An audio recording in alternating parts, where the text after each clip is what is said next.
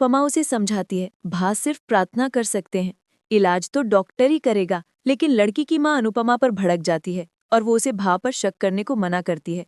इसी बीच तात्या कहता है, प्रकाश भाव हमारे भगवान हैं और भगवान का अपमान हम बर्दाश्त नहीं कर सकते। ये सुनकर पूरे अंधभक्त अनुपमा के खिलाफ हो जाते हैं और प्रकाश भा के पक्ष में नारा लगाते हैं। गांव वाले बोलते हैं, अगर आप लोग भा के मेहमान ना होते तो हम दिखा देते हमारे भगवान का अपमान करने की सजा क्या होती है। अनुपमा शॉक्ड रह जाती है। सरिता अनुपमा से कहती है, तुम गांव के मामले में मत पड़ो। देविका अनुपमा को समझाती है, इमोशन के बीच में लॉजिक काम नहीं आता। अनुपमा बोलती है, मुझे इस लड़की को बचाना है। देविका कहती है, तुम इसे तो बचा लोगी, लेकिन हमें कौन बचाएगा। तात्या बताता है, हमारा गांव आज सिर्फ प्रकाश भा की वजह से सुरक्षित है।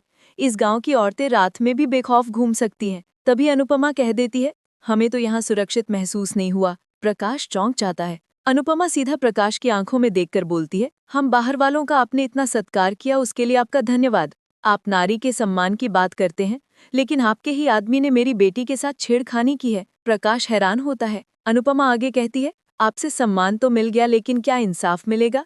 अनुपमा बताती है, रात में जब हम सब सो रहे थे तब आपके 2 आदमी हमारे घर में घुस आए। अनुपमा प्रकाश को सारी बात बताती है। उसके आदमी ने ढाबे पर राही को छेड़ा था।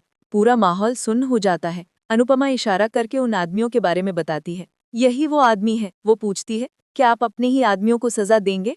क्या आप राही के लिए इंसाफ करेंगे? पूरे माहौल में सन्नाटा छा जाता है। देविका मन ही मन सोचती है, अनुपमा ने तो अब प्रकाश और पूरे गांव को ही चुनौती दे दी है। दूसरी ओर हॉस्पिटल में अंश डॉक्टर से बाबूजी की हालत के बारे में पूछता है। डॉक्टर कहता है, भगवान का शुक्र है इनकी जान बच गई, वरना कुछ भी हो सकता था।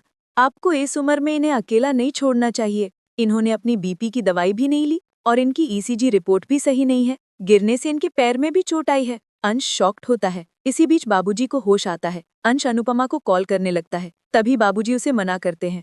अंश बाबूजी से माफी मांगता है कि उसने उन्हें अकेला छोड़ा। तोशु भी माफी मांगता है। बाबूजी कहते हैं, मैंने दवाई लेने में लापरवाही कर दी, लेकिन अब मैं ऐसी लापरवाही नहीं करूंगा। बाबा, अगर हर बीमारी सिर्फ दवा से ठीक हो जाती तो कोई दुआ नहीं करता।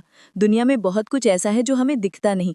आप मेहमान बनकर आए हो तो हमें खातिरदारी का मौका दो। यहाँ से सिर्फ अच्छी याद ही वापस लेकर जाइए। अनुपमा चौंक जाती है। तभी प्रकाश को राठौड़ का फोन आता है और प्रकाश उसे कहता है, आप चिंता मत कीजिए, सोनू हमारे पास है। ये सुनकर अनुपमा हैरान हो जाती है और उसे याद आता है, समर के कातिल का नाम भी सोनू था। प्रकाश पूजा करने चला जाता है। प्रकाश को देखकर अनुपमा परेशान हो जाती है और उसे समर से जुड़ी सारी बातें याद आती हैं। अनुपमा घबरा जाती है और उसे चक्कर आने लगते हैं। तभी राही उसे संभालती है।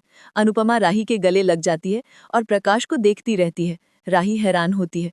अनुपमा समर का नाम लेती है और घबरा जाती है। तभी देविका आती है और अनुपमा को संभालती है। अनुपमा सिर्फ प्रकाश की तरफ देख रही होती है।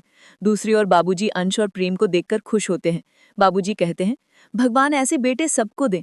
पराग बोलने लगता है, मैंने बीवी बच्चों को कभी समय नहीं दिया और जब पराग कोठारी बड़ा नाम बन गया तो मेरे अंदर घमंड आ गया। सबको कंट्रोल में रखना चाहा। मेरा बेटा घर छोड़कर चला गया और पराग कोठारी का घमंड उसे वापस लेकर नहीं आ सका। बाबूजी कहते हैं, समाज मर्द को पत्थर बनाना चाहता है। मर्द बाहर वालों के सामने पत्थर बनते बनते परिवार के लिए पत्थर बन जाता है। पराग समझाता है, अंश और प्रेम को रिश्तों की अहमियत के बारे में पता है और ये दोनों रिश्तों को संभालना जानते हैं। बाबूजी बोलते हैं, हमें भी इन दोनों से सीखना चाहिए। पराग सहमत होता है, मैं अपने बेटे से सीख रहा हूँ और मेरी भगवान से यही प्रार्थना है, प्रेम मेरे जैसा न बने। अंश और प्रेम में ये प्यार बना रहे। दूसरी तरफ राही अनुपमा के सच से हैरान होती है। अनुपमा कहती है, मैं जब से यहाँ आई हूँ मुझे समर दिखाई दे रहा है और कह रहा है मुझे क्लोजर चाहिए। देविका बोलती है, मुझे अनुपमा पर भरोसा है। अनुपमा आगे कहती है, जब मैंने सोनू का नाम सुना तो मुझे लग रहा है शायद समर इसी क्लोजर की बात कर रहा था। मेरे यहाँ आने की वजह ये प्रकाश भाव ही है। राही चौंक जाती है। आने वाले एपिसोड में देखने को मिलेगा, एक लड़की अनुपमा को बताती है, आप सब यहाँ से चली जाओ, भाग